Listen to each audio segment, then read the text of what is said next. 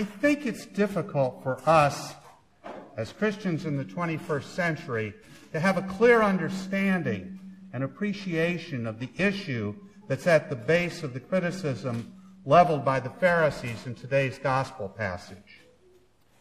To begin with, although Israel's faith included many laws concerning ritual purity, there is in fact no biblical law about washing hands before eating, at least for the general population of Jews. There is a requirement that priests wash hands, and feet for that matter, before administering at the altar. This had been generally understood to extend to the idea of washing hands before eating meat from sacrifices at the altar. But what we're seeing here is the Pharisees extending that understanding to a general principle and then using that extension to challenge Jesus. Even as Mark presents the scene, we can tell that it's not considered part of the law of Moses. The Pharisees who challenge Jesus don't claim it is. They call it the tradition of the elders, which is a tip-off that they would acknowledge that this is part of this extension of the law. Now, for the benefit of some of the younger members of the congregation, as well as the rest of us, let me say it's still a good idea to wash your hands before meals. We know a lot more about germs today than they did in first century Judea.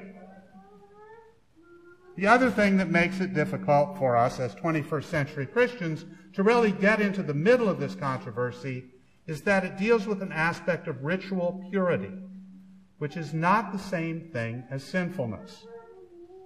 There are two types of codes in the law, one dealing with ethical and moral issues, and the other dealing with ritual purity. The moral and ethical codes are what we might consider sin, things like stealing or murder or adultery. The other type of code, dealing with ritual purity, is concerned with being ritually clean or ritually unclean. You can become ritually unclean in all sorts of ways, and you can cure that issue through defined methods. Some of those involve the passage of time, others involve ritual bathing or ritual washing. For example, if your father dies, you had an obligation to wash the body to prepare it for burial. We even hear about that in the Gospels, when the women bring ointment to anoint the body of Jesus on Easter morning. But, well, let me say first, that was considered a good thing. You were doing a good act in doing that. But when you touched the corpse, you became ritually unclean. You were required to go through a ritual cleansing to restore yourself to a state of ritual cleanliness. Now that's important. That's important because those who were ritually unclean were considered not worthy to worship God.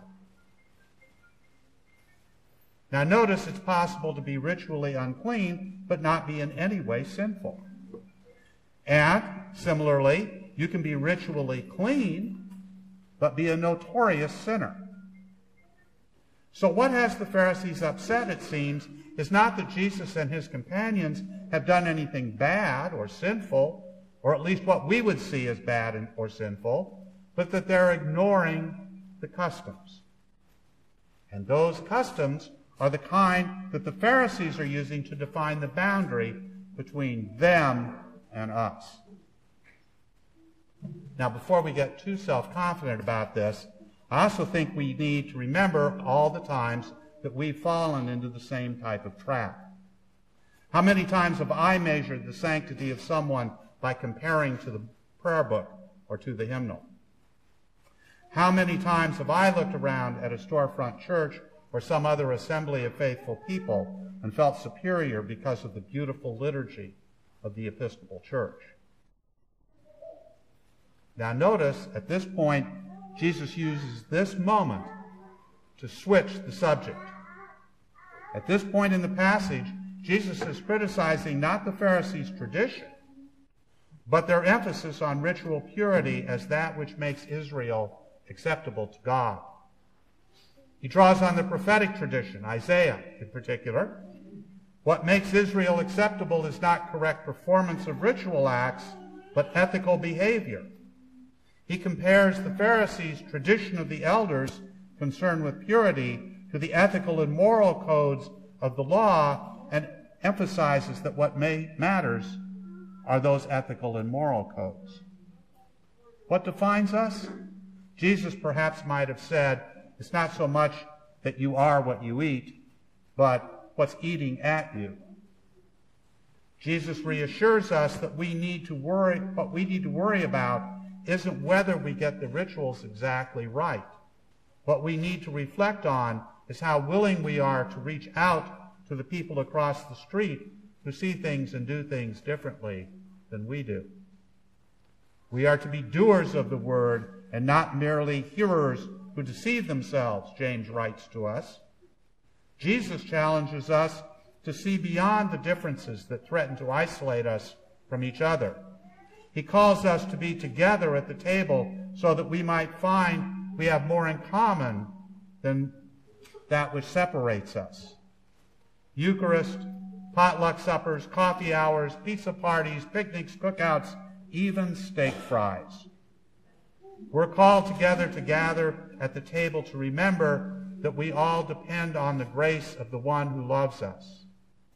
We come together again and again to give thanks and to send out, once again, humbled by that revelation.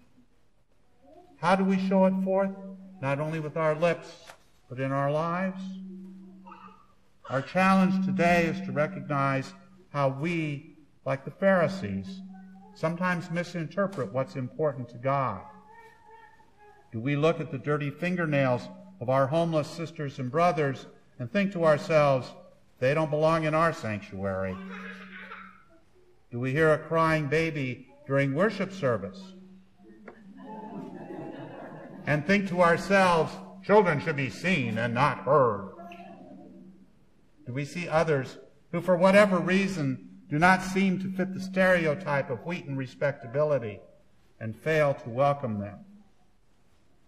You know, the human family hasn't changed much in 2,000 years. We seemingly cannot build prisons fast enough to hold all of our murderers, our thieves, our white-collar criminals. Marriages and families continue to be torn apart by acts of adultery and selfishness. We may not use words like avarice, but greed continues to be one of our abiding sins. And while most of us do not include licentiousness as one of our common vocabulary words, what's the name of that website? Ashley Madison?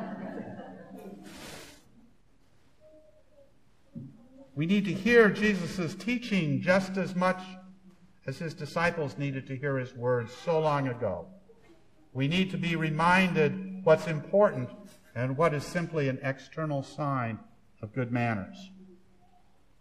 As the gospel says, then he called the crowd again and said to them, listen to me, all of you, and understand. There's nothing outside a person that by going in can defile. But the things that come out are what defile. For it's from within, from the human heart, that evil intentions come.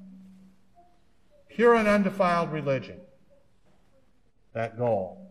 Pure and undefiled religion has to do with caring for others in distress, not stressing over religious practices. Life in God, the creator of all, is our common ground, not the source of our differences. But the evil intentions that divide our hearts speak across culture and religion. What distinguishes us as Christians is what we do with our experience of that evil and who we offer it to for redemption. What makes us Christian is not ritual or custom, what we eat or what we wear. What defines us ultimately is our faith in the great redemptive love that calls us into being and commands that we be reconciled one to another.